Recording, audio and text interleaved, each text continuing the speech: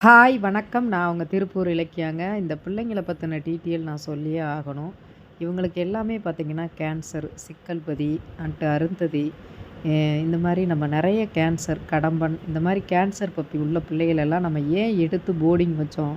ஒரு சில பேர் என்ட்ட கேட்டாங்க. "உங்களுக்கு வச்சு பார்க்க இடம் இல்லையா? எதுக்கு ஆஸ்பத்திரியில வச்சிருக்கீங்க? போர்டிங் செலவு அதிகமா வருதுன்னு சொல்றீங்களே!" அப்படின்னு சொல்லிட்டு. ஆமாங்க, எனக்கு வச்சு பார்க்க இடம் இல்ல. 2வது இவங்களுக்கு 5 நாள் ஒரு முறை ஊசி போட்டா போதும். இந்த கேன்சர் உள்ளவங்க எல்லாருக்குமே அதாவது கர்ப்பப்பையில கேன்சர் இருக்கிறவங்க எல்லாருமே 5 நாளைக்கு ஒரு ஊசி போட்டா போதுங்க. அது எனக்கும் புரியும். 5 நாளைக்கு ஒருக்க ஊசி போட்டா, நெறைய விஷயங்கள் இதில இருக்குங்க. ஒண்ணு வந்து பார்த்தீங்கன்னா, நம்ம கொண்டு போய் விட்டுட்டு புடிக்கிறதுல 5 நாளைக்கு ஒரு டைம் பார்க்குறப்போ, டிரான்ஸ்போர்ட்டு ரூ. 2000 வரும். அதுக்கு பிறகு அவங்க வந்து நம்மள கண்டா அடுத்து வருவாங்களாங்கிறது ரொம்ப கஷ்டம்.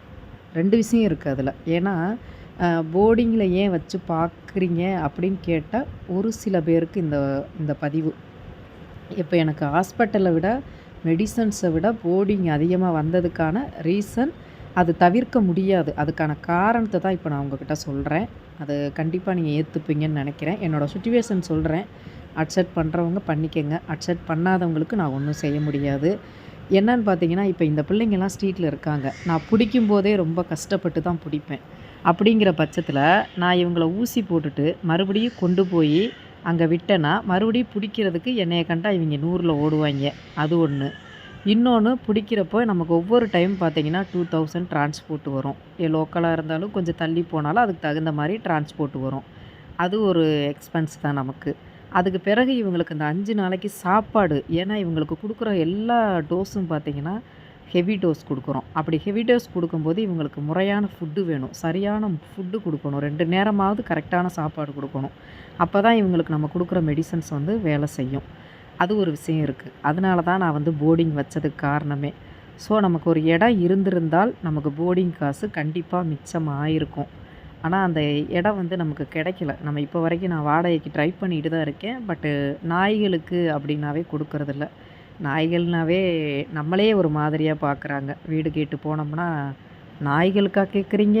அப்படிங்கிற மாரி ரொம்ப அருவருப்பா பார்க்குறாங்க. அருவருப்பா கேட்குறாங்க. I will try. நான் ட்ரை பண்ணிக்கிட்டே தான் இருக்கிறேன். கண்டிப்பா வந்து அதுக்கான ஒரு இடம் ஏன்னா ஒவ்வொரு அனுபவமுமே வந்து எனக்கு ஒரு பாடமா தான் குடுத்துருக்கு.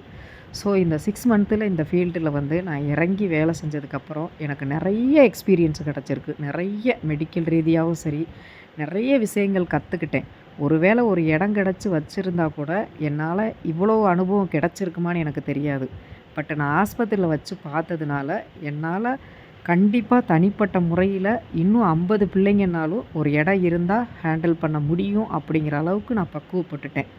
அந்த அளவுக்கு வந்து எனக்கு இந்த 6 மந்த்ல வந்து எனக்கு எல்லா வகையிலயும் நண்பர்களா இருக்கட்டும், உறவுக்காரவங்களா இருக்கட்டும், ஃபினான்சியல் விஷயமா இருக்கட்டும், எல்லாமே எனக்கு நல்ல பாடங்களையும், நல்ல அனுபவங்களையும் கத்துக் குடுத்துருக்கு. ஸோ நம்ம ஒவ்வொரு இடத்துக்கு போம்போதும் நம்ம நெறைய விஷயங்கள கத்துக்கிட்டு தான் நம்ம வெளிய வருவோம். அந்த மாரி தான் எனக்கு இந்த ஃபீல்டு ஒரு 50 பிள்ளைங்கள வச்சு மெயின்டெயின் பண்ற அளவுக்கு எனக்கு அனுபவத்த குடுத்துருக்குங்க. எந்த மாரியெல்லாம் பார்த்துக்கணுங்கிற ஒரு எக்ஸ்பீரியன்ஸ் கிடைச்சிருக்கு. அதனால வந்து இந்த ஃபீல்டு வந்து கண்டிப்பா நான் மறக்கவே மாட்டேங்க. அடுத்து வந்து நம்ம அதுக்கு தேவையான ப்ராசஸ் இடமெல்லாம் பண்ணி, அதுக்கப்புறம் தான் நான் பப்பிகள எடுக்கணும் அப்படிங்கிற முடிவோட இருக்கேன். கருத்தடையா இருந்தாலும் அப்படிதாங்க. ஒரு நாள் அங்க இருந்தா போதும். அதுக்கப்புறம் நம்ம 4, 5 நாள் போஸ்ட் கேர் குடுத்து, அவங்க குடுக்குற மெடிசன ஃபாலோ பண்ணாவே போதும். அந்த அளவுக்கு நெறைய விஷயங்கள வந்து நான் கத்துக்கிட்டு இருந்தேன். தனியா எனக்கு ஒரு இடம் இருந்து நான் பண்ணியிருந்தா கூட கண்டிப்பா இவ்வளோ அனுபவம் எனக்கு கிடைச்சிருக்காது. ஸோ இன்னைக்கு நல்ல அனுபவத்தோட, நல்ல ஒரு சந்தோஷமான ஒரு சூழ்நிலை தான் கிடைச்சிருக்கு. பணம் மட்டும் தான் நமக்கு பிரச்சனை. இதுதாங்க பிரச்சனை. அந்த கேன்சர் கட்டி இருக்கிற பிள்ளைங்கள எடுத்துட்டு வந்தா நம்ம மறுபடியும் புடிக்க முடியாது. இப்படி நெறைய பிரச்சனைகள் இருக்குங்க. அதனால வந்து இந்த பிள்ளைங்களுக்கு வந்து நான் செஞ்சது கரெக்ட்டா தான் பண்ணேன். பணம் தான் லாக் ஆயிட்டோம். மத்தபடி நான் எல்லாமே முறையா தான் பண்ணுனேன். கொண்டு போய் விட்டா இவங்கள புடிக்க முடியாது. டிரான்ஸ்போர்ட் பிரச்சனை இருக்கு. சாப்பாட்டு பிரச்சனை இருக்கு. இதெல்லாம் யோசிச்சு தான் நான் போர்டிங் வச்சேன். போர்டிங்கில ஏன் வச்சீங்க அப்படின்னு கேட்டா, ஒரு சில பேத்துக்கு இந்த பதிவு. சரிங்களா? இதனால தான் எனக்கு எக்ஸ்பென்ஸ் அதிகமாயிருச்சு. இதுக்கு மேல வந்து நான் பப்பிகள எடுக்கிற ஐடியா இல்ல. இருக்கிற பிள்ளைங்களெல்லாம் டிஸ்சார்ஜ் குடுத்துட்டு, எனக்கு தேவையான என்னோட அனுபவத்த வச்சு ஒரு நல்ல இடம் கிடைச்சதுக்கு அப்புறம் தான், கண்டிப்பா வந்து இந்த பிள்ளைங்கள நான் ரெஸ்க்யூ பண்ணி பார்க்க போறேன். கருத்தடை பண்ணி குடுக்க போறேன். அடாப்ஷன் குடுக்க போறேன். எல்லாமே நான் பண்ணிக்கிட்டு இருந்த எல்லாமே நான் பண்ண போறேன். ஆனா, அடுத்து வந்து எனக்கான ஒரு இடத்த வச்சு தான் நான் பண்ண போறேனே தவிர, இனிமே வந்து நம்ம ஹாஸ்பிட்டல்ல வச்சோ, போர்டிங் வச்சோ பார்க்குற சிச்சுவேஷன் எனக்கு இல்ல. இத எல்லாரும் புரிஞ்சுகிட்டு எனக்கு உதவினீங்கன்னா ரொம்ப நல்லாயிருக்கும்.